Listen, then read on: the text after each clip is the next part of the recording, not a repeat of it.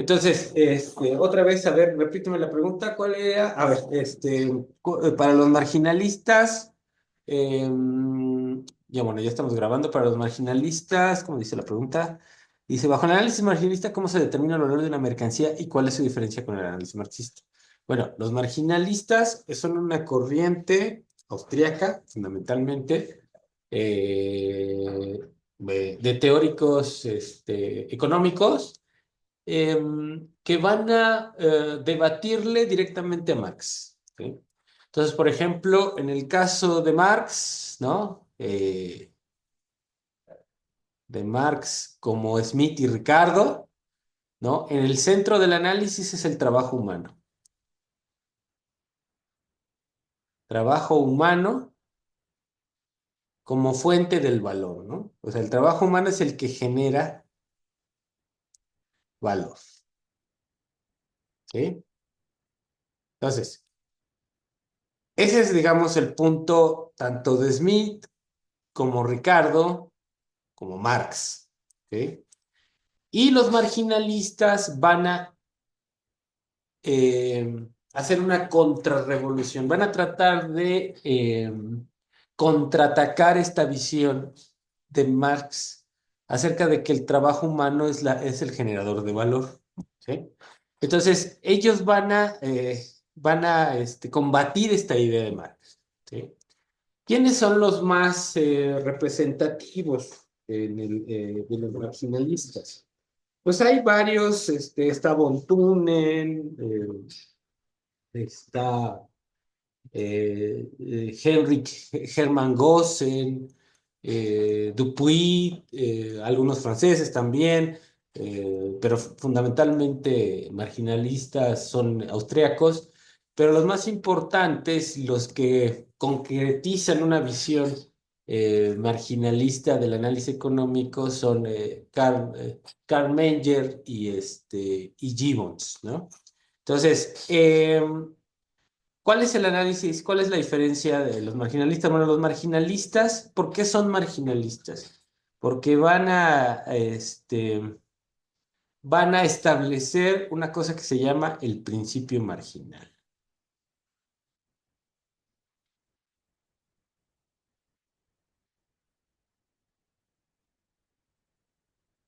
¿vale? ¿Y qué es el principio marginal? Ujú. Es el análisis,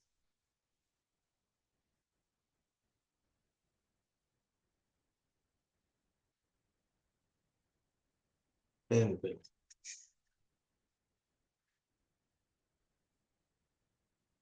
es el análisis de los cambios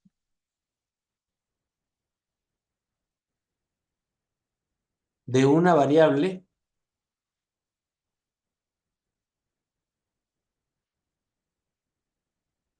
cuando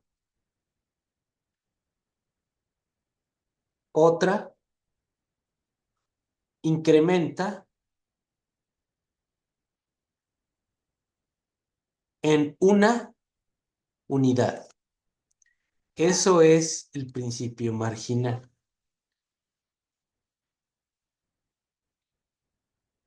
¿sí? Y que puede ser visto como, bueno, que va a ser aplicado a la ciencia económica. Entonces, a ver, por ejemplo, en términos de valor, los marginalistas tienen una visión subjetiva, ¿no? Entonces, el valor para los marginalistas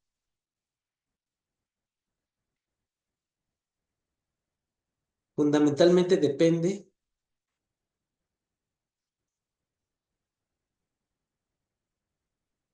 de la utilidad, ¿sale?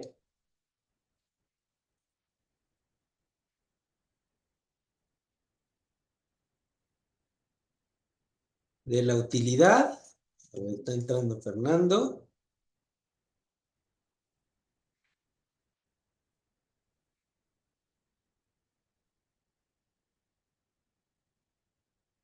y de la escasez.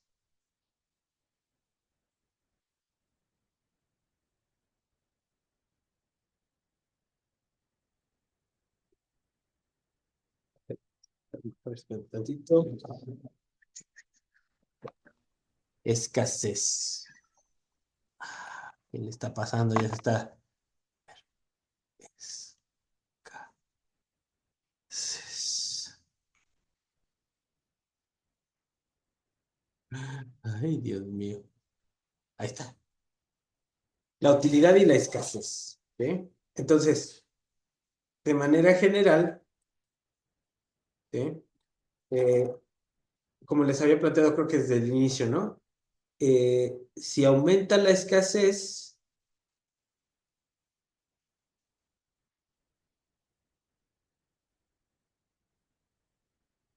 ¿sí? En relación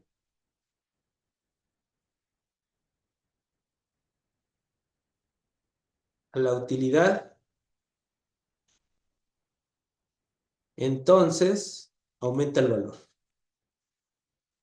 Así de sencillo, ¿no? Si es un bien útil, ¿sí? Si hay un bien útil que se vuelve escaso, aumenta el valor.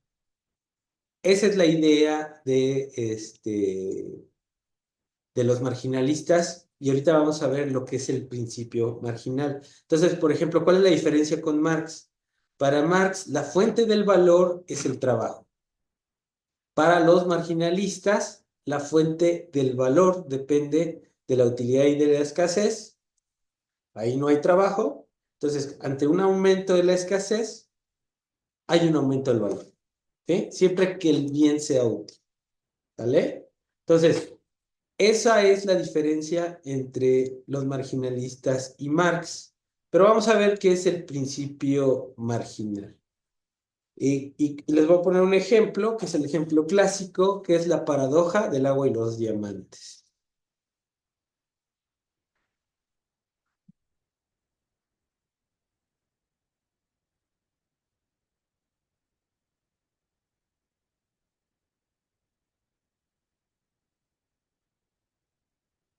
La paradoja del agua y de los diamantes, ¿sale? Entonces, ¿cómo va lo de la paradoja del agua y los diamantes? Pues es un ejemplo clásico, ¿vale? Oiga, no están viendo, ¿verdad? No les estoy compartiendo el pizarrón, ¿o sí lo están viendo? Sí se Sí. ve. ¿Ah, sí lo están viendo? Ah, ok, perfecto. Es que no me... Yo pensé que no lo estaban viendo. A ver, espérenme. Entonces sí lo están viendo. Ok. Es que aquí ya me, eh, estoy- me estoy acomodando aquí la visión. Esto. Entonces, la paradoja del agua y los diamantes. ¿De qué va la paradoja del agua y los diamantes? Bueno, imagínense que eh, se van el jueves de fiesta, de parranda, y se meten ¿cuál es la mejor lugar para irse a tomar unos azulitos aquí cerca de la FES? A ver, pregunta. Si no saben, están reprobados. A ver. ¿Canchas? No lo sé, yo estoy preguntando. A ver, Jarra.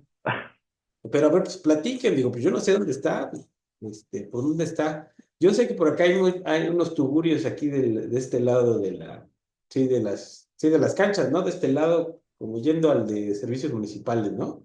Ahí en esa, ahí hay unos, No, no no, hay uno eso, sobre la avenida.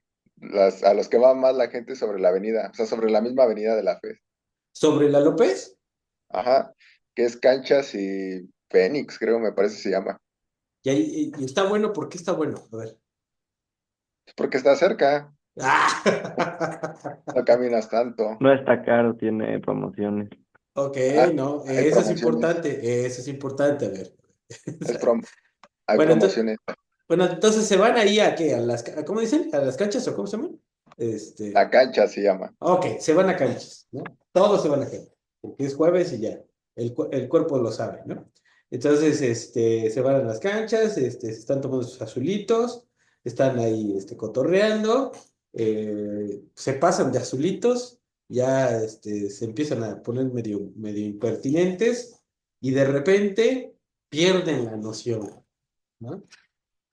Imagínate, Fernando, que ya después, ¿te acuerdas que fuiste a los CES? Pues ya. Y al otro día te despiertas, ¿no? Te despiertas, abres los ojos y así con un dolor, ya saben cómo es así de la cabeza, dices, ay, caray, ¿qué onda? Y con un solazo que te da en la cara, ¿no?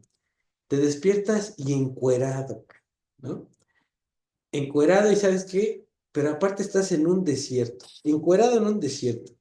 Ya te despertaste a las 12 pues porque pues, la hora de la despertada de los muertos, ¿no? Después de una borrachera. Y imagínense después de la cruda, con el calor de frente. ¿Qué creen que van a tener ganas en ese momento? En un desierto. ¿Ok? ¿Cómo llegaron ahí? Sabrá Dios. Pero ahí están, encuerados, eh, crudos y están en el desierto. ¿Qué es qué es lo que necesitarían luego? Agua. Agua. Agua. Agua. Entonces imagínate que estás en el desierto hasta 12 del día y el sol está inclemente, mano, ¿no? Te paras y se empieza a caminar a ver si, pues ves, y vas caminando en puro desierto, ¿no? Y de repente, hace cuenta que te trompicas y encuentras unos diamantes, cara, ¿no? Diamantes ahí tirados en el desierto, ¿no? Pues ya los recoges ahí y te los estás trayendo aquí porque no traes nada, pues estás encuerado, man. Entonces, vas caminando con tus diamantes, ¿no? Y de repente ves a un morenazo en un caballo así, un morenazo así de esos mulatos así, bien ponchados, arriba de un camello, ¿no? ¿Y qué crees que trae en el camello? Pues unas alforjas con un friego de agua, ¿no? Entonces, ¿qué harías? ¿O qué harían? ¿Qué harían? A ver. Y están con una sed que no la aguantan, ¿no? ¿Qué harían? ¿Qué traen para intercambiar?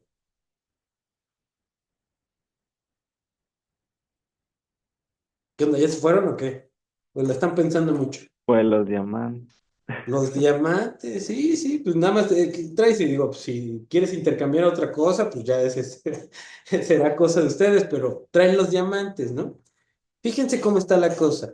En esa situación, ¿cuál sería para ustedes la utilidad de un vaso de agua? Entonces, por ejemplo, aquí yo voy a hacer una gráfica, a ver si me sale. Hijo, es que no me sale este rechueco yo. A ver, hacemos con las formas. Vamos a hacer una gráfica. Y hacemos. Tengo atención.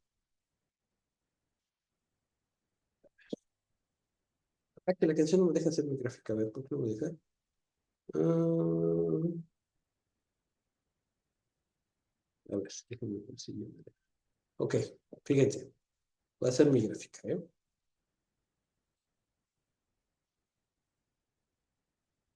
Listo. Voy a hacer mi gráfica. Es para que entendamos ese concepto del que estamos hablando. ¿Vale? Entonces, imagínense que en un lado, en un eje, están midiendo este, la utilidad del vaso de agua.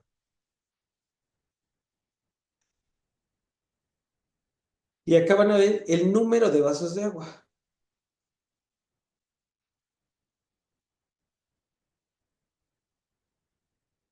¿Vale? Entonces, ¿cómo sería la utilidad del primer vaso de agua? Alta, altísima, baja, ¿cómo sería?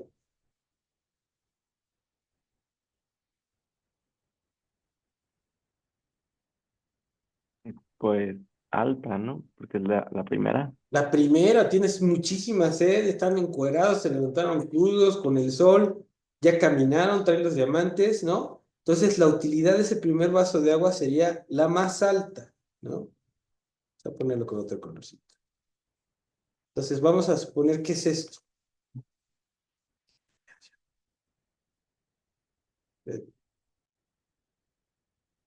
¿Sí? O sea, todo esta. toda esta área. Debemos ponerle que es 100 la utilidad, ¿no? 100. Entonces, están sedientos y la utilidad del primer vaso de agua, ¿no? Como no hay, ajá, y es muy útil, ¿cómo va a ser el valor que le van a atribuir? Alto, bajo, ¿cómo?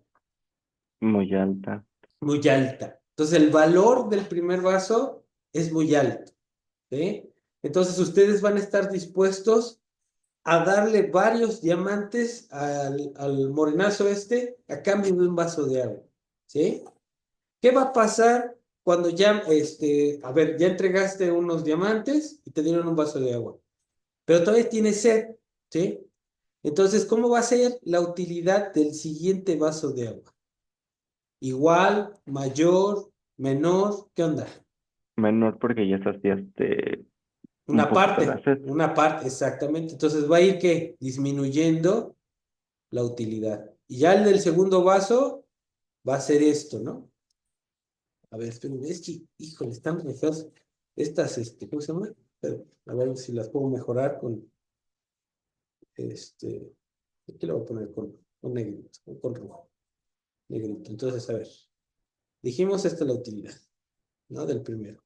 Entonces, la del segundo sería un poco más bajo, ¿no? Entonces, llevo un vaso de agua, esta vale 100, tiene un gran valor porque es escasa, en el desierto no hay agua. En el segundo, pues ya es 80. ¿Qué va a pasar si todavía te sigo teniendo sed? Pues va a empezar a qué? A disminuir qué? La utilidad, ¿no? De 100, 80, no sé, acá 50, ¿sí? Entonces, estoy cada vez menos dispuesto a qué? A darle más diamantes al morenazo este que trae el agua por un vaso de agua, ¿no? ¿Por qué? Porque la utilidad va disminuyendo y si bien es escasa, también la utilidad importa, ¿no? Aunque sea el agua escasa en el desierto, si mi utilidad no es tan alta, pues el valor que yo le imputo a un vaso de agua cada vez va a ser que menor. Y puede llegar a un nivel, ¿sí? Fíjense aquí, todavía hay utilidad, pero puedo empezar a llegar ya al quinto, ya es muy poca utilidad y puede ser que en el sexto ya no me rinda nada de utilidad. ¿Qué puede pasar? Que incluso si yo tomo agua de más, me puede hacer daño, ¿no? Incluso podría, en lugar de beneficiarme, causarme un perjuicio, ¿no? Entonces eso es lo que pasa, ¿no? En esta visión de la cuestión marginal. Entonces, por ejemplo, el primer vaso me aportó 100 de utilidad, ¿sí? El segundo, ajá, el segundo me aportó ¿cuánto? 80, vamos a poner. El tercero me aportó 50, ¿sí? Entonces, fíjense qué es lo marginal. Entonces, el primero, fíjense, sí van viendo ahí más o menos, ¿no? Entonces, ¿cuál es la utilidad total de los primeros tres vasos de agua? Sería 180, serían 230, ¿no? ¿Sí? Pero lo marginal es esto. El primero me da 100, el segundo ya nada más 80, el tercero 50, el cuarto 30, por ejemplo, el quinto 10 y el sexto 0. Entonces, ¿qué está pasando? Que la utilidad, a medida que la cantidad de vasos que voy consumiendo está decreciendo. ¿Sí queda claro? Yo puedo tener, por ejemplo, la utilidad total de tomarme esos tres vasos de agua es 230, pero la del primero es mayor que la del tercero, ¿sí? Entonces, a medida que aumenta el consumo de agua, está disminuyendo la utilidad que me da cada vaso de agua. ¿Sí queda claro? Y eso es lo marginal, ¿sí? sea, lo marginal es cuánto incrementa la utilidad a medida que voy tomando agua. En el primer vaso incrementó la utilidad en 100, en el segundo en 80, en el tercero en 50. ¿Sí queda claro, chavos, ahí? Entonces, Sí, ¿por qué es la paradoja? Porque en este ejemplo, que puede ser muy soso, muy tonto, ¿no? Los diamantes, ¿cómo son de manera general? Pues son muy valiosos, ¿no? Pero ¿qué pasa en un ejemplo como el que estoy planteando? Que tú le das más valor al agua que a los diamantes. Por eso es paradójico, ¿sí? Entonces, esa es la explicación que ellos dan del valor, ¿no? O sea, cuando algo es muy escaso y tiene una utilidad considerable, pues su valor crece. ¿Sí queda claro eso? Ese es el concepto que estamos aquí analizando. ¿Sí?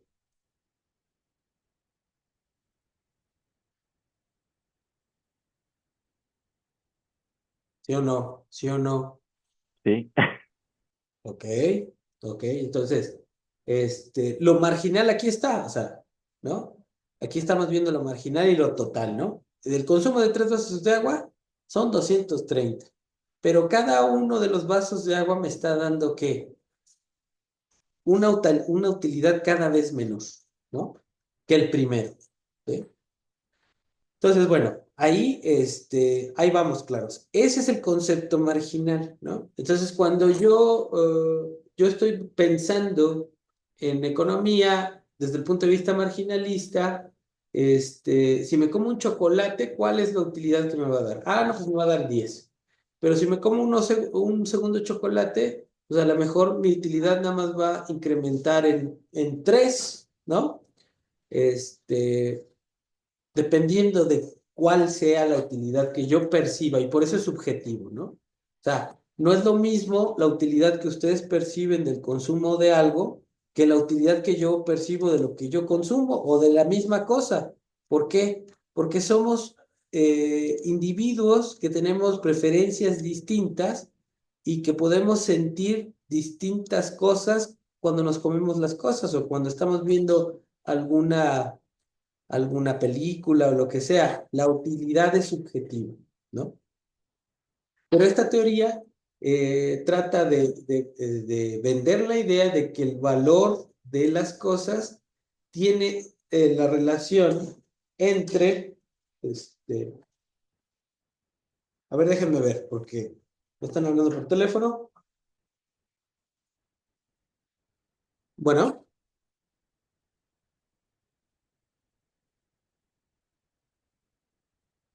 déjenme ver, ¿dónde están más o menos? Ajá.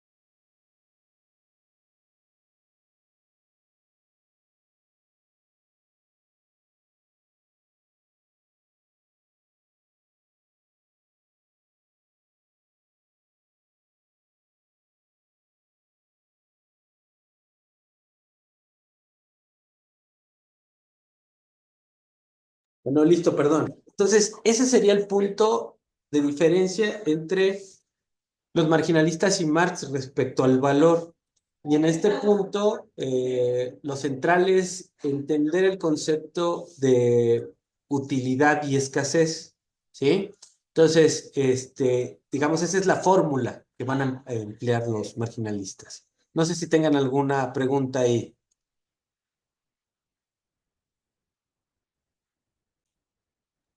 No. Ok. No, todo bien. Ok, entonces fíjense. La 5 es esa, dice, ¿qué es el principio marginal y qué papel juega dentro de la paradoja del agua y los diamantes? Ya la contestamos. Y luego la 6, ¿por qué la utilidad es decreciente? En este caso, ya lo estamos viendo aquí en la gráfica. ¿Por qué la utilidad es decreciente? Porque a medida que se consume una cantidad adicional del bien, ¿no? Se va saciando esa necesidad que genera la utilidad, ¿sí? Entonces, a medida que yo voy consumiendo más, este, la utilidad que me da ese bien va disminuyendo. Entonces, la utilidad marginal es decreciente. Y aquí lo vemos en la grafiquita, ¿no? Tengo una utilidad de 100, luego de 80, luego de 50, 30. Entonces, esto me daría una curva de utilidad, ¿no? Que sería de esta forma, ¿no? ¿Sí? Una curva de utilidad decreciente. Porque a medida que consumo más, la utilidad que me da ese mismo bien va disminuyendo. Entonces, no sé si quede claro ahí ese punto.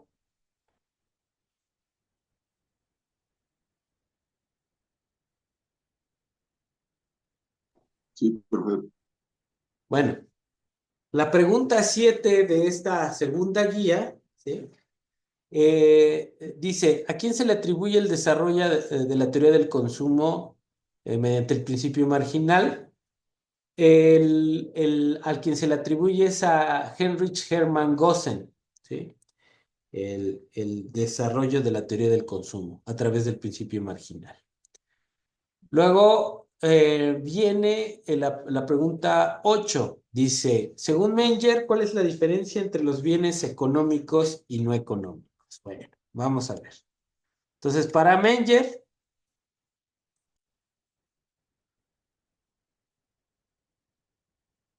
vamos a ponerle Carl Menger, ¿no?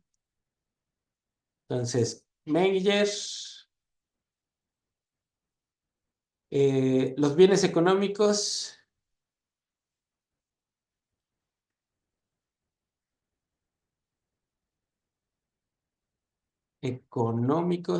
son aquellos que tienen utilidad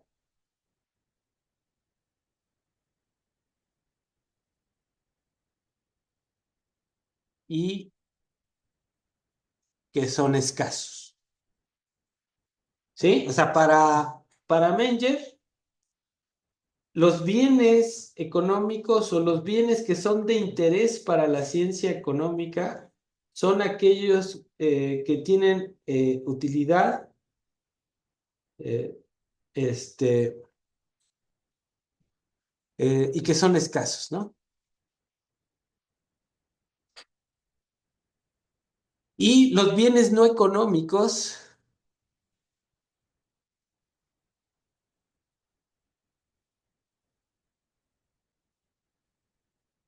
son aquellos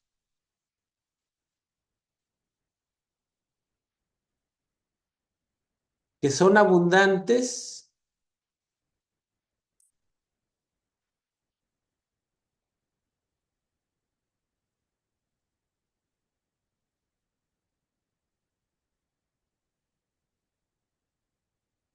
ajá, y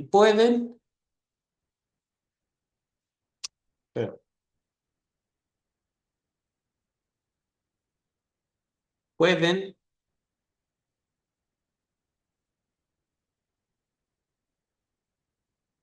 tener utilidad. Entonces, por ejemplo, fíjense, Les pregunto, ¿el aire qué es? ¿Un bien económico o un bien no económico? No económico, ¿Por qué? es abundante. Es no económico, ¿no? Es no económico porque es abundante y tiene una utilidad, pues, muy importante, ¿no? Si no hay aire, ¿qué pasa? Hay oxígeno. Pues, si no hay aire, no podríamos estar vivos, ¿no? Entonces, tiene muchísima utilidad, pero como es abundante, ¿no? No tiene valor, ¿sí? En el caso de, a ver, denme el ejemplo de un bien económico, bajo este ¿Petróleo? supuesto. ¿El qué? Perdón. ¿El petróleo? El petróleo, ¿no? Es un bien que tiene una utilidad y que está por la naturaleza limitado, ¿no? Entonces, es un bien que tiene valor, ¿no? Desde el punto de vista de los marginalistas. A ver, y si yo fuera marxista, ¿cuál sería la diferencia? ¿Por qué el aire no tiene valor? No lo puedes vender. ¿Ok? ¿Lo podría vender? Mm, Porque no hay una fuerza de trabajo que lo produzca, ¿no? Exactamente, exactamente. No hay una fuerza de trabajo que lo produzca. Pero también otra cosa más, ¿no? ¿Yo podría vender aire? ¿Sí o no? Pues se vende el oxígeno para las Ah, personas que están enfermas. ajá, ¿y por qué cuesta? ¿Qué es lo que cuesta? La máquina que lo transforma, ¿no? O sea, Ajá, la máquina, el tanque, ¿no? O sea, mm, si tú si te quieres ir a bucear, ¿no? ¿Qué tienes que tener? Pues comprarte un tanque de oxígeno. Ahora, ¿qué es lo que cuesta trabajo hacer? Meter el oxígeno y hacer el tanque. Y eso implica ¿qué? Un trabajo, ¿no? Entonces ¿qué es lo que por qué tiene valor el tanque? Porque fue producto de un trabajo. ¿Sí queda claro? Teniendo Sí. en cuenta esta diferencia entre la teoría marginalista y la visión marxista, ¿no? Entonces, para Menger, bueno, en general los marginalistas, acuérdense que la visión del valor tiene que ver con la escasez o abundancia de los bienes y la utilidad de los mismos. Entonces, para ellos, ¿no? Los bienes económicos son aquellos que, según ellos, son escasos y tienen utilidad, ¿no? Entonces estaríamos pensando en los diamantes. Por qué son tan caros? Porque si ustedes recuerdan, los diamantes pues, son carbón que a través de la presión que surge dentro del centro de la Tierra, pues esa presión hace que el carbón se convierta en diamante, ¿no? Y bueno, no es común encontrarte diamantes tirados ahí en el piso, ¿no? Hay minas de diamantes, entonces para poder extraer un diamante se necesita mucho trabajo, ¿sí? Pero bueno, para Menger y los marginalistas dirían que es escaso, ¿no? Y que tiene una muy alta utilidad. ¿Para qué se usan los diamantes? ¿Por qué son útiles los diamantes? ¿Por qué? Pues son para adornar, ¿no? También y para algunas, bueno, yo he visto que o lo ocupan para también para la industria. ¿Para qué? ¿Para qué? A ver, ¿quién se acuerda? ¿Quién sabe? Pues algo así para corte de diamante, creo. O sea, Para pues para para cortar, cosas, lujo, ¿no? para lujo también, pero también para hacer láser. Los láseres que ven los más potentes dependen de un diamante sí, o sea, Los escapelos también médicos, ¿no? Tienen claro, cuestiones ahí de diamante y algunas sierras. así es, También para cortar tienen algo de diamante. así es, así es, así es. Entonces Hablando de lo que ajá, estaba diciendo ayer, de las minas de oro de sangre, pues también hay diamantes de sangre. Hay una película, creo que es muy conocida, donde en África sacan diamantes de sangre y mucha gente muere Sí, sí, en esas circunstancias. sí, claro, digo, es eso, ¿no? O sea, esa cita de Marx es fuerte porque, bueno, pues estos cuates dirían, ¿no? Es que el oro o los diamantes son escasos, por eso valen mucho. Y tienen A ver, el oro, o sea, tiene altísimas propiedades, para usos industriales, ¿no? O sea, no solamente como un metal precioso que lo es, que puede servir para hacer cuestiones de lujo, de adornos para las mujeres, para los hombres, ¿no? Pero también tiene unos usos industriales muy, muy impresionantes, ¿no? Em, este, entonces, ese valor que tiene el metal, porque tiene distintos usos y además es difícil de producir, pues lo hace muy valioso, ¿no? En términos de Marx, para ellos es escasez, ¿no? Es que el oro es escaso. Ah, y como es muy útil, tiene mucho valor. Pero no es que te encuentres el oro, no es que te encuentres el petróleo. Hay que extraerlos y eso requiere que trabajo, ¿no? Entonces, bueno, aquí estamos viendo esas diferencias, ¿no? En términos de estos marginalistas, pues ellos lo que están pensando es, lo que tratan de hacer es eliminar al trabajador del centro de la ecuación del valor.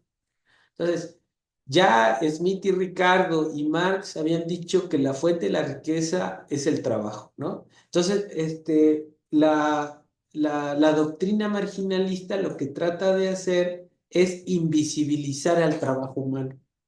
Entonces, la forma que utilizan para invisibilizarlo es hablar de escasez y de utilidad, ¿no? Entonces, si un bien es muy útil y es escaso, tiene un gran valor, ¿no? Entonces, para analizar ese valor de los bienes, la ecuación es esa, ¿no? Entonces, no sé si queda claro lo que estamos platicando aquí, más o menos.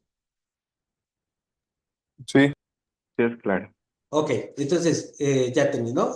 Según Menger, ¿cuál es la diferencia entre los bienes económicos y no económicos? Ya lo tenemos. Eh, y luego dice la 9. ¿Cómo define Gibbons al trabajo? ¿Está de acuerdo con esta definición? Y bueno, vamos a ver la definición de Gibbons, ¿sí? Entonces, a ver. Gibbons. Ay, cara, esa es todo feo. Gibbons define al trabajo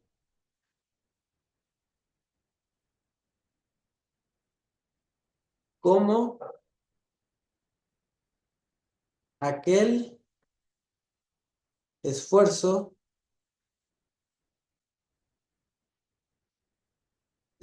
penoso de la mente y el cuerpo. Aquel esfuerzo penoso de la mente y el cuerpo. Entonces, acuérdense cómo lo definíamos eh, nosotros al trabajo abstracto, ¿no? Como un desgaste físico y mental, ¿no? Que derivado del proceso de trabajo. Bueno, Gibbons denomina el trabajo como aquel esfuerzo penoso de la mente y el cuerpo. Entonces, si ustedes agarran esta definición de Gibbons, tomándola literal, ¿qué dirían? ¿Que el trabajo es un bien o es un mal?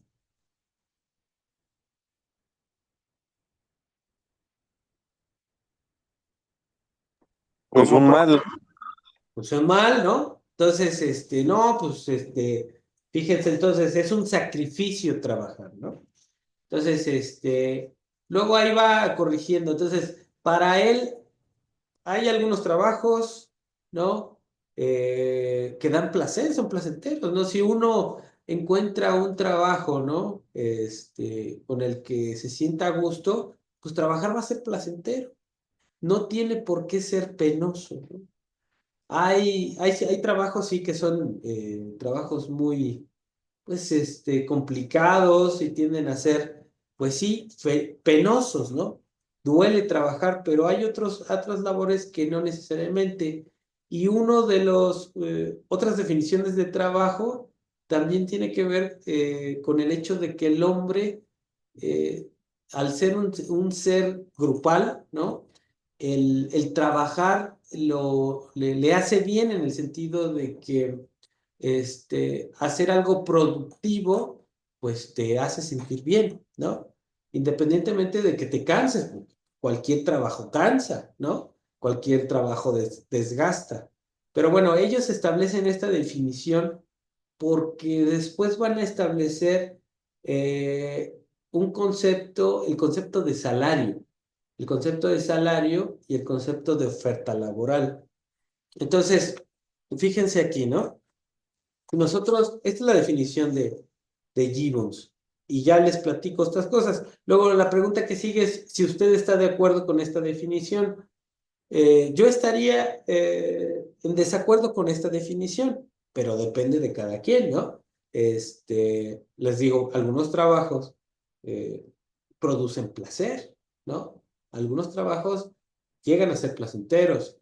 No necesariamente tenemos que verlos como un mal. Pero desde la definición de Gibbons, el trabajo se ve como un mal, ¿no? Entonces, vamos a resumir. El trabajo, visto como un mal. ¿Sale? Entonces, esa es la definición.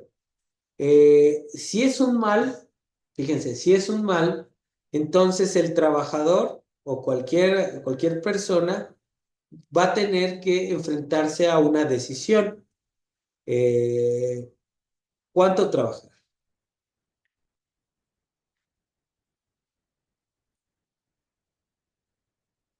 ¿Sí? Entonces aquí hay una cuestión interesante y que vamos a ver que es parte de la retórica del que no trabajan porque son flojos, ¿no? Entonces, desde el punto de vista marginalista, ¿cuántas horas hay al día, chavos? ¿Qué, perdón? 24 horas, ¿no? 24 horas al día. Entonces, esas 24 horas, ustedes tienen que decidir. A ver, los que no somos ricos, tenemos que levantarnos a trabajar, ¿no? Los que son ricos, pues no necesariamente tienen que ir a trabajar. Los que tienen una renta, los que tienen una empresa, no necesariamente tienen que levantarse a trabajar, ¿no? Entonces, los que no tenemos es una renta, los que no tenemos una empresa, tenemos que trabajar. ¿Y por qué tenemos que trabajar, chavos? ¿Por qué? Porque tenemos que comer. Exactamente. Entonces, esa es la cuestión, ¿no? Entonces, para ellos establecen que en estas 12 horas, ¿no? Tenemos que decidir cuánto ocio y cuánto trabajo. Entonces, tenemos que decidir entre ocio y trabajo, ¿sí? Entonces, ellos están diciendo, como el trabajo es un mal, pero desgraciadamente tengo que trabajar porque tengo que ganarme un salario y con eso voy a consumir, ¿no? Entonces, por un lado, si yo aumento la cantidad de trabajo, esto aumenta mi nivel de consumo, ¿cierto o no?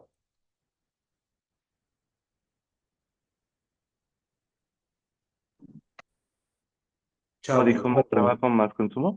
Pues sí, porque tienes más ingreso para consumir, ¿no?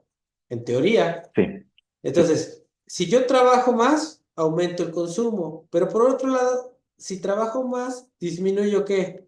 El ocio, ¿sí o no? sí. Ok. Entonces, ¿de qué depende mi utilidad? La utilidad de mi individuo. Pues del consumo y del ocio, ¿sí? Entonces estoy los economistas le llamamos el trade-off.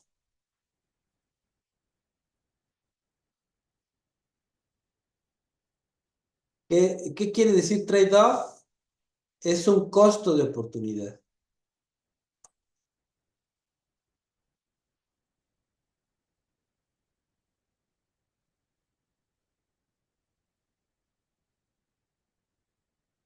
Entonces, el trade-off es un costo de oportunidad. ¿Por qué es un costo de oportunidad?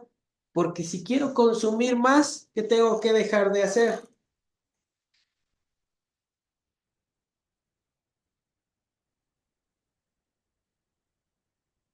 Generosidad. Dejar el ocio, ¿no? Y si quiero aumentar mi ocio, ¿qué tengo que dejar de hacer? Dejar de trabajar. Dejar de consumir, ¿no? Dejar de consumir, porque si yo trabajo, consumo, porque tengo un ingreso, ¿no?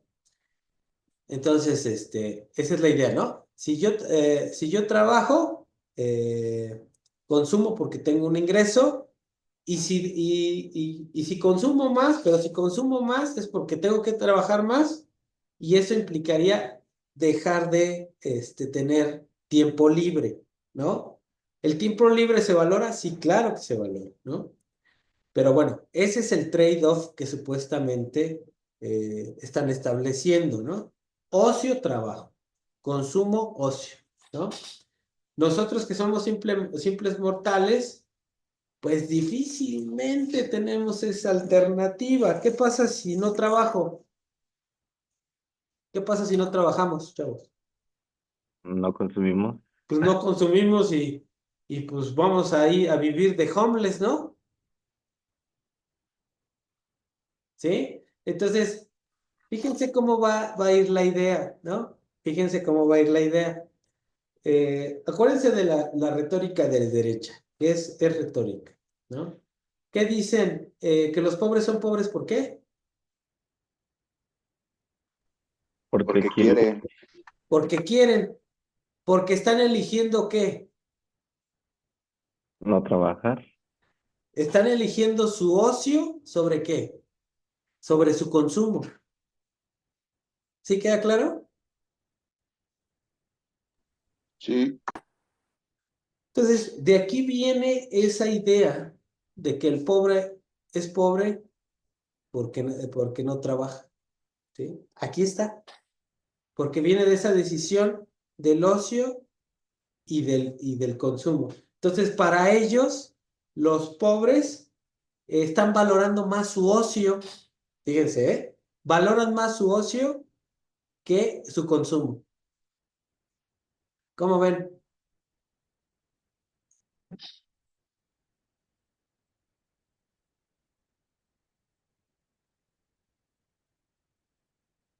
¿Cómo ven la explicación de la pobreza? ¿Está bien? Sí, ¿Sí? entendida. Pues no, Pero, a ver, sí, ¿por qué no? ¿Por qué no? A ver, eso me gusta. Vas. ¿Por qué no? pues porque la pobreza es un problema público multifactorial que no tiene que ver solamente con em, el trabajo, sino tiene que ver con pues el lugar, o sea, dónde naces, las Ujú. oportunidades que tienes, el capital social, cultural al que tienes acceso. Exactamente. ¿Sí? Pero esta es la visión marginalista, ¿no? Y esa es la retórica que a veces se escuchan en cualquier lado, ¿no? ¿Sí? No, los pobres son pobres porque quieren. Y el homeless o el que vive, ¿cómo se llama? Los indigentes que viven abajo de los puentes están ahí porque están valorando más su ocio, ¿no? Porque son flojos, porque les gusta el ocio, ¿sí? O sea, este planteamiento marginalista, que es una visión teórica, refuerza esa retórica, ¿no? Que escuchamos a veces en cualquier lado. Pero como dice la compañera, ¿no? Desde el punto de vista marxista, ¿por qué existe la pobreza? Porque hay poseedores y otros que son desposeídos, ¿sí? O sea, Yo por más que ahorita sea jefe de la división de socioeconómicas, dependo de mi trabajo, ¿sí? Y si no trabajo, no como, ¿sí? Y no tengo opción entre ocio y trabajo, no la tengo, ¿sí? No la tengo. Si no trabajo, me muero de hambre, punto, ¿sí? No hay opción. ¿Qué te permite, qué te posibilita salir de la pobreza? Que haya universidad pública, que haya centros de salud públicos, ¿sí? Son cosas, que haya becas. Yo en mi vida en la UNAM estudié la maestría, estudié el doctorado, gracias a que tuve una beca, ¿no? Entonces, son condiciones sociales, políticas públicas, las que permiten eliminar o bajar un poquito la pobreza, ¿sí? Pero no es esta caricatura del comportamiento humano entre una decisión de ocio y trabajo, ¿sí? A ese nivel lo quieren caricaturizar, ¿sí? Aquí está la teoría, yo se las muestro, que es esto, y de ahí viene esa visión, ¿no? Pero como dice la compañera, ¿no? Hay condiciones estructurales. Si la gente no tiene oportunidades, no es porque esté decidiendo ocio más que el trabajo. Simplemente, pues no encuentras trabajo, ¿no? ¿Sí? Y ahora están con la idea del emprendurismo y que hay que ser emprendedores. ¿Por qué? Porque el sistema no está generando las condiciones para dar trabajo. Entonces váyanse a autoemplear, ¿no? Váyanse a emprender, que no es malo, pero no necesariamente tendría que ser así. ¿Sí me explico? Entonces, bueno, yo les transmito esta visión. Mi visión es muy crítica, ¿eh? Pero aquí está la teoría y de dónde viene esa retórica. ¿Sí queda claro más o menos o no? Sí, ¿Sí? Entonces, alguien que sea muy rico tal vez sí tenga la opción de decidir entre ocio y trabajo, pero la gente de a pie y la gente pobre no tiene esa decisión. O trabaja o se muere de hambre, ¿no? Entonces, por ejemplo, ustedes saben quién fue el creador de los programas de bienestar, eh, del estado de bienestar, les pregunto,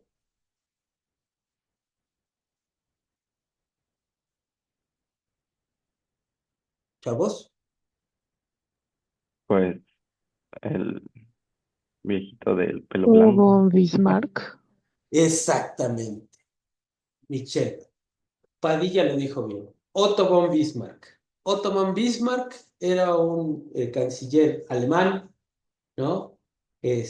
Un tipo de derecha, ¿no? Un tipo de clase alta, que se dio cuenta que si no había políticas de bienestar, el sistema podría llegar a tener problemas serios, problemas económicos y problemas políticos, ¿sí? Entonces, Bismarck es un tipo de derecha, no estamos hablando de Keynes o ni siquiera de Andrés Manuel, no olvídense, olvídense. No, es un tipo de derecha, pero un tipo de derecha inteligente, ¿no? No de los estas derechas que tenemos que son la más pobre intelectualmente que pueda tener cualquier sociedad. No un tipo inteligente. O sea, si ustedes están interesados en leer a un tipo de derecha inteligente, lean a Otto von Bismarck. Entonces, ¿cuál es la idea también? Por ejemplo, si yo les doy un programa de bienestar, una transferencia pública a la gente, ¿a qué los estoy ayudando? A controlar el nivel salarial, porque de lo contrario, no hay ¿cómo se llama? Un piso mínimo para, para el salario. Entonces, por ejemplo, si yo a la gente, como es en Inglaterra, le doy un seguro de desempleo, ¿no? Y le pago tanto dinero al mes, porque no tiene empleo, pero también eso le permite mantener un nivel de vida mínimo, ¿sí? Y también estoy estimulando a los empleadores a que si quieren emplear a la gente, tienen que pagar un salario que esté por encima de ese nivel mínimo de bienestar, ¿sí? Entonces, el problema con los programas de bienestar es que le establecen un mínimo al salario y eso les genera problemas a los empleadores porque tienen que pagar salarios más altos. Entonces, ¿y eso es bueno para ellos? Pues no, porque en términos de su ganancia les perjudica, ¿no? Entonces, bueno, hago esta reflexión nada más para que vean que estas cuestiones teóricas tienen implicaciones políticas, ¿no? Implicaciones políticas y de política pública, ¿no?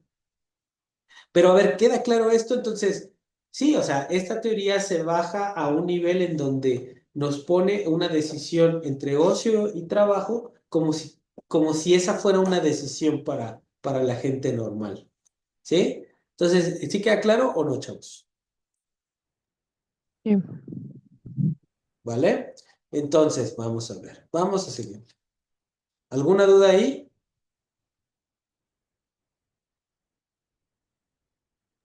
No, No,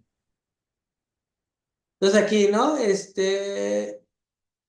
Dice, en la metodología de Gibbons, cómo determina el trabajador la cantidad óptima de trabajo?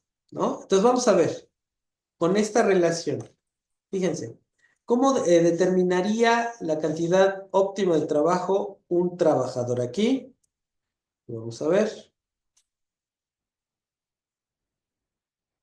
vamos a hacer una grafiquita también, voy a hacer un poquito más grande. Se pone otra.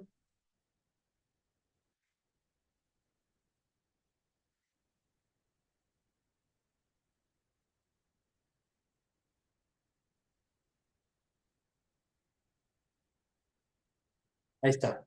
Entonces imagínense que de un lado estoy midiendo la utilidad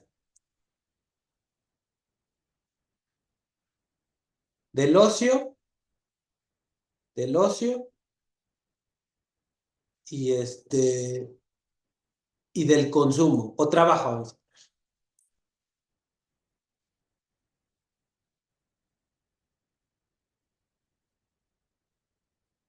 Entonces, por ejemplo, fíjense,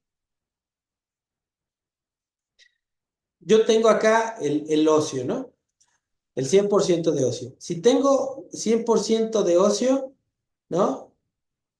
¿Tengo cuánto de consumo? Cero, ¿no? Entonces puedo tener mucho ocio y cero consumo, ¿no? Vamos a poner acá la utilidad, ¿no? Eh, y acá el consumo. Entonces, si tengo mucho ocio, tengo cero consumo, ¿no? Y la utilidad de tener mucho ocio es baja. Entonces, lo que yo tengo que hacer es ir campechaneando, ¿no? ¿Cuánto ocio y cuánto, aquí por ejemplo, la utilidad del ocio, y aquí vamos a poner la utilidad del consumo, ¿sí? Entonces, a medida que más trabajo, ay, la utilidad del ocio va disminuyendo, ¿no? A ver, vamos a suponer, en este punto yo tengo todo el ocio y cero de consumo, ¿no? Ahora, me voy a mover para acá. Empiezo a consumir. A ver, espérame. Las voy a borrar acá para que se vea bien, porque si no, esto va a ser un desastre. Ok. Entonces, para acá empiezo a consumir y el ocio va a caer. ¿Sale? Espérenme tantito. Tengo que contestar esta llamada. Bueno.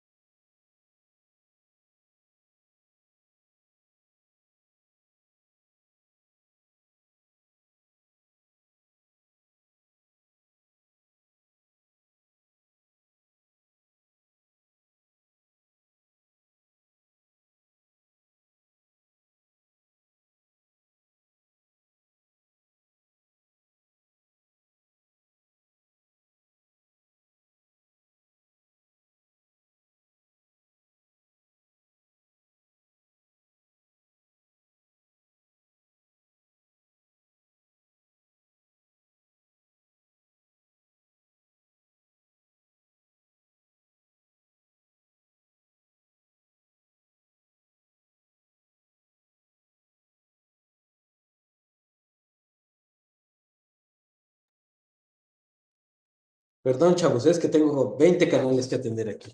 Entonces, si yo tengo mucho ocio, tengo mayor utilidad de ocio, pero cero utilidad de consumo, ¿no? Entonces, este, si escojo tanta utilidad de consumo, pues voy a tener tanta utilidad de ocio. Luego voy a ir, si aumento la cantidad de consumo, pues voy disminuyendo la utilidad del ocio, ¿no? Y así me voy yendo, pero voy aumentando utilidad, ¿no? Utilidad del consumo, utilidad de ocio, ¿no? Utilidad de consumo, utilidad de ocio, ¿sí? Entonces así me voy moviendo en estas relaciones. Ahí voy viendo. En este, en este esquemita. Ujú. Entonces, estoy comparando, ¿no? La utilidad del ocio con la utilidad del consumo. Entonces, tengo que encontrar el punto medio, ¿sí? El punto medio entre la utilidad del consumo y del ocio, perdón, y la utilidad del consumo. Entonces, ¿qué está pasando? Yo sé que cuando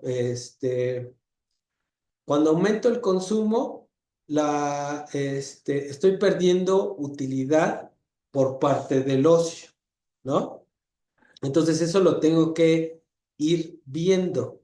¿Cómo lo tengo que ver? Lo voy a ver aquí en otra gráfica en donde voy a ver ocio y trabajo. Fíjense, ahorita lo voy a ver. Aquí va, va. Espérenme tantito. Aquí voy a mover. Ahí está. Entonces, fíjense. Entonces, es un trade-off porque estoy intercambiando ocio por unidades de consumo. Pero esa es a través del trabajo, ¿no? Ahora, el trabajo lo vemos como un mal, ¿sí? Lo hemos visto como un mal. Entonces, espérenme. Voy a copiar esta para no estar aquí. Copiar, pegar. Ahí está. Otro, copiar y pegar.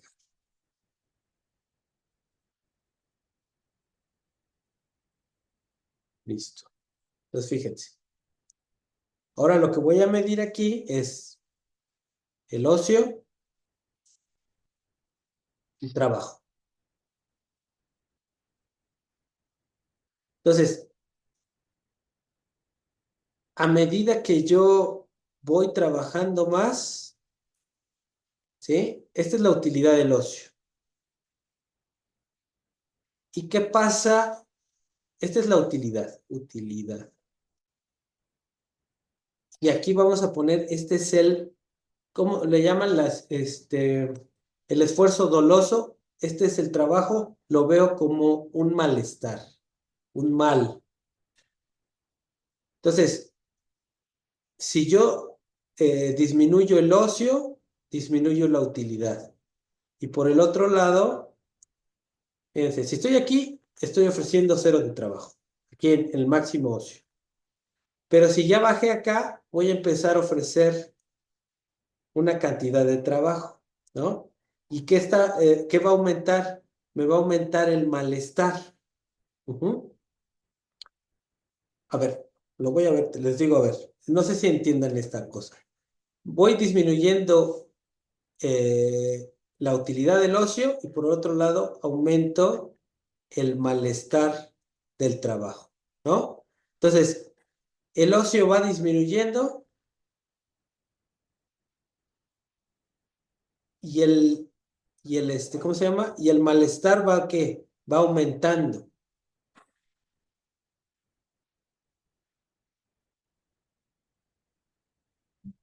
¿sí?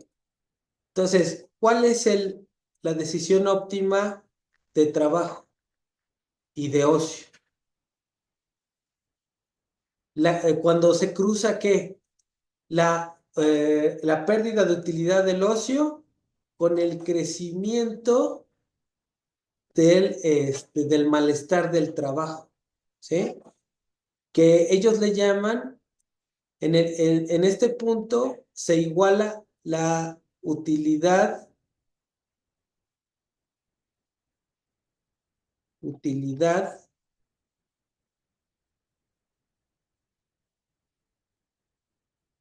del trabajo, del consumo, lo vamos a poner, utilidad del consumo con la desutilidad del trabajo. ¿Sí? Entonces, por un lado, disminuye mi utilidad por el ocio y por el otro, aumenta el mal que me genera el trabajo, ¿no? ¿Sí? Pero si yo trabajo más, ¿qué está incrementando? Mi utilidad del consumo. Entonces, ¿cuál es el punto óptimo en donde tengo que decidir cuántas unidades de ocio, cuántas unidades de ocio y cuántas unidades de trabajo? Es el punto en donde la utilidad marginal, marginal del consumo, ¿no? Sea igual a la desutilidad marginal del trabajo. ¿Sí? ¿Queda claro o más o menos, chavos?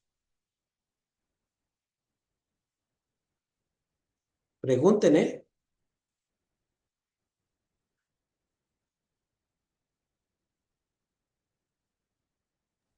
No, sí, sí está bien. A ver, si yo tengo más ingreso, si yo renuncio a una unidad de ocio, tengo más ingreso y consumo. ¿Cuál va a ser la utilidad de mi primera unidad de consumo? Alta, baja, ¿cómo va a ser? Piensen en la paradoja del agua el agua y los diamantes.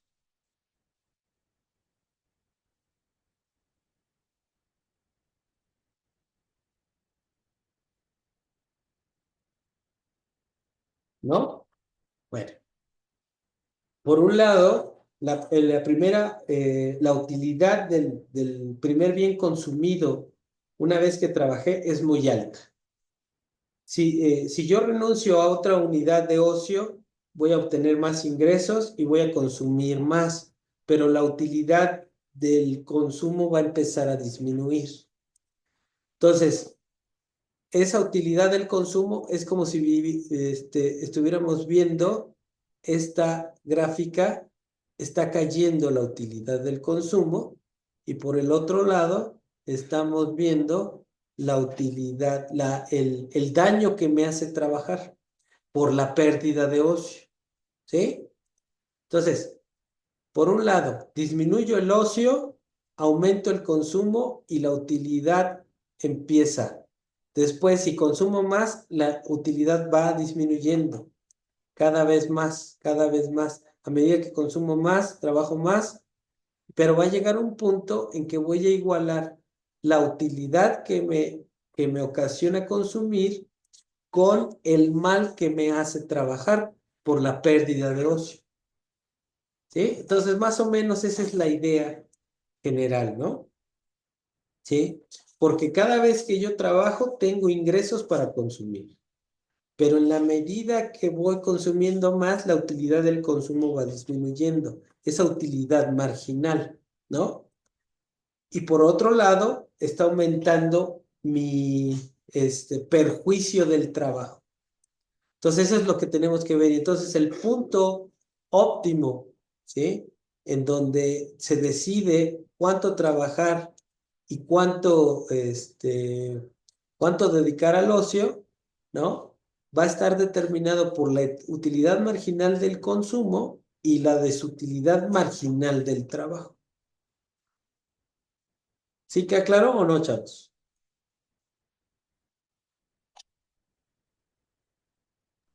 Sí. ¿Seguros? Bueno, a ver, vamos a seguirle. Vamos a seguirle. A ver, ¿qué sigue? Ok, según Menger, ¿está de acuerdo con ese? Bajo el análisis marginal, ¿cómo se explica el desempleo? Ok. Entonces, bajo el análisis marginalista, ¿cómo se le explica el desempleo? Pues lo que acabamos de comentar hace poquito, ¿no? El desempleo se explica como una cuestión voluntaria de los individuos al elegir entre ocio y trabajo. Entonces, cuando tienen esa, según ellos, la elección entre ocio y trabajo, tú vas a decidir cuánto emplear, cuántas horas trabajar y cuántas horas no estar trabajando. Entonces, el desempleo se explica en este análisis como una cuestión voluntaria de los individuos. ¿Vale? Dice, explique por qué bajo el análisis marginalista el salario es una remuneración justa. ¿Sí? Entonces vamos a ver. Vamos a ver. En el análisis marginalista, ujú, a ver, entonces yo parto de esas dos cuestiones, ¿no? Este, si yo dejo el ocio,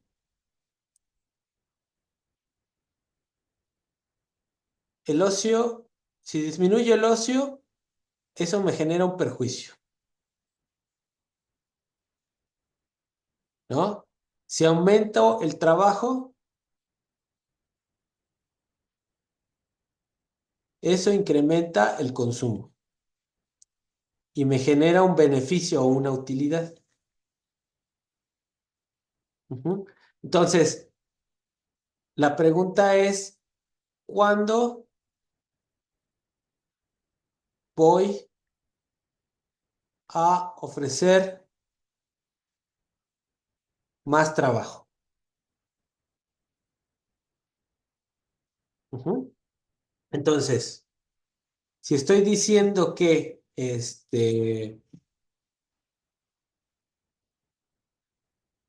fíjense aquí, vamos a poner.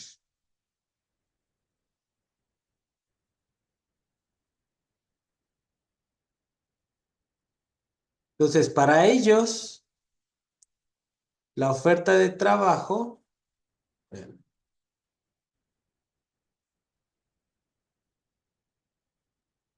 vamos a hacer otra grafiquita aquí,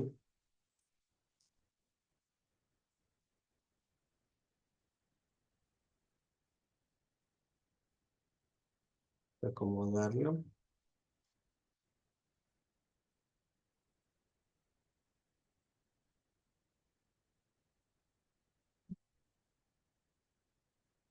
Entonces, para ellos, fíjense, este es el trabajo,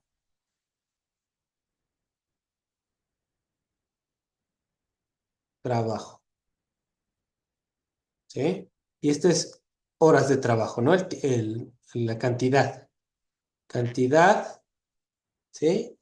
Y entonces, ¿cómo voy a empezar trabajo? Aquí, espérenme. Este es salario, aquí vamos a medir el salario.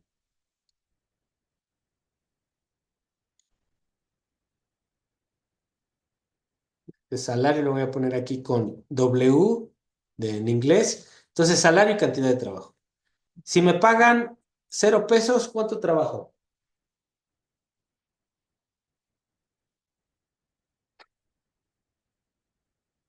Si me pagan 0 pesos, ¿voy a trabajar?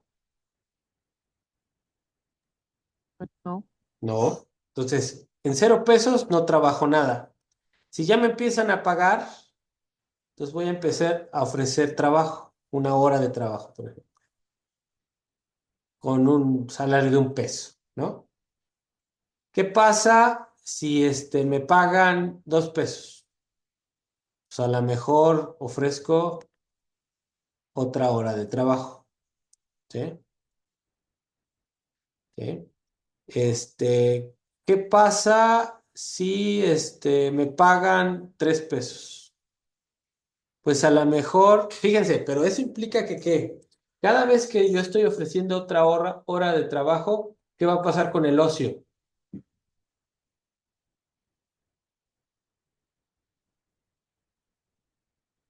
Disminuye. Va disminuyendo, ¿no? Entonces, y digamos que ya con 3 pesos voy a trabajar, a lo mejor ya no estoy dispuesto a trabajar tanto, voy a trabajar 2.5. porque ya estoy valorando un poco más el ocio, ¿no?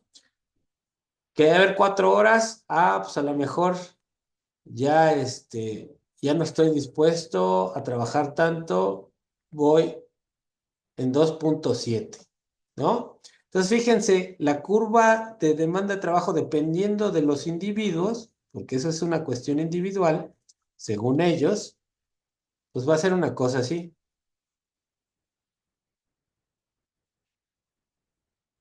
Ujú. Entonces va a llegar un momento, ¿no? En que por más salario que me paguen, yo ya no ofrezco, ¿qué? Más trabajo, porque ya estoy valorando, el ocio, ¿no? Entonces, ¿qué tanto voy a trabajar? Pues lo que yo esté haciendo esa valoración entre la utilidad marginal del trabajo, que me genera por el consumo y el nivel del salario, ¿no? ¿Cuándo estaría dispuesto a dar más trabajo? ¿No? Pues a lo mejor cuando existen otras condiciones que disminuyan la desutilidad del trabajo. Imagínense que ahora estoy en la misma empresa, pero ahora van por mí a la casa. Entonces, a lo mejor estoy dispuesto, bajo esas nuevas condiciones, a ofrecer más trabajo, ¿no? Con el mismo salario, pero porque ya me están dando otras condiciones. A lo mejor ya remodelaron la oficina, me pusieron agua, pusieron un comedor que no me genera ningún costo y que me está dando un beneficio dentro del trabajo. Entonces, bajo esas condiciones, estaría yo dispuesto a laborar más tiempo. Si me pagaran 1 peso aquí, por ejemplo, estaría dispuesto a trabajar, no sé, aquí el 2.5. Si me pagaran 2, ya estaría dispuesto, a ver aquí, estas cosas.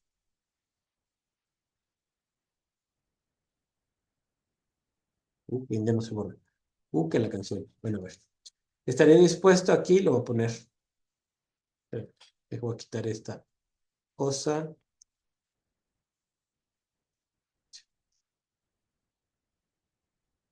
A ver, espérenme, déjenme ver si lo puedo borrar, si lo puedo borrar, si lo puedo borrar. Ahí está. Entonces,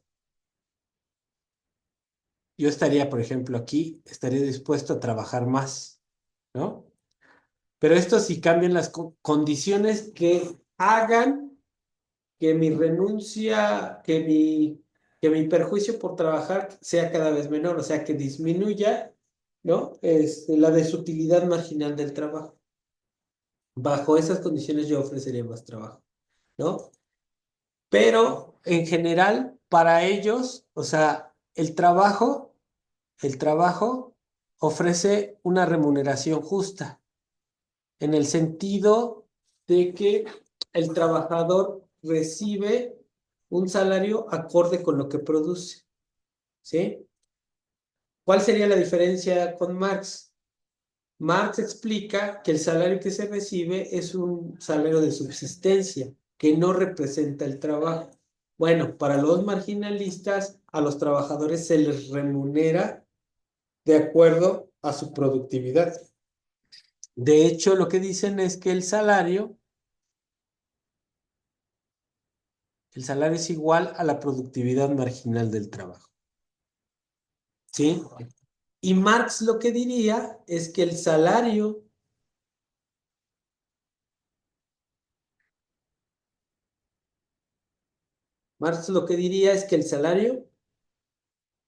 ay Dios mío, con esta cosa,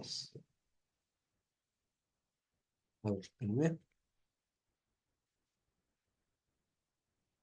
Marx lo que diría es que el salario es inferior a la productividad marginal del trabajo, ¿sí? Entonces, por un lado, para los marginalistas, el salario es justo porque remunera la productividad, ¿sí? Y el trabajador está dispuesto a trabajar más porque le pagan más, ¿no? En esta lógica, tomando en cuenta la decisión que tiene entre ocio y trabajo. De manera general, el salario es justo porque según los marginalistas remunera la productividad marginal del trabajo, que a diferencia de Marx, diría Marx que el salario es inferior a la productividad marginal del trabajo. ¿Sale? Entonces, chavos, pues yo sé que ha sido mucho y hemos visto poco, ¿eh? Bueno, ya dejé de compartir, ¿verdad? Entonces, yo les haría su remedial. Ujú. El examen, se los voy a poner ahí en el WhatsApp que compartimos. Y sí, también voy a subir la sesión de ayer. La subo esta y esta, la de hoy y la de ayer. Y el examen sería ese día 14, ¿no? Les pido por favor que pongan sus datos también ahí completos en el WhatsApp para yo comunicarle al profesor que los voy a calificar. Y y ya sería eso todo, ¿no? Entonces el examen vendría hasta lo que vimos hoy, eh, y sobre eso califico. No sé si tengan alguna duda. No, profesor, lo No. dijo que lo va a No, subir al todavía CEA, no. ¿no? En el SEA no está habilitado el SEA, entonces lo que voy a hacer es un Google Forms y ahí con eso se los voy a colgar ahí en el WhatsApp y ese día va a estar abierto desde las 6 de la mañana hasta las 12, hasta el mediodía. ¿Sale? Sí, está bien. Órale, pues. Vale.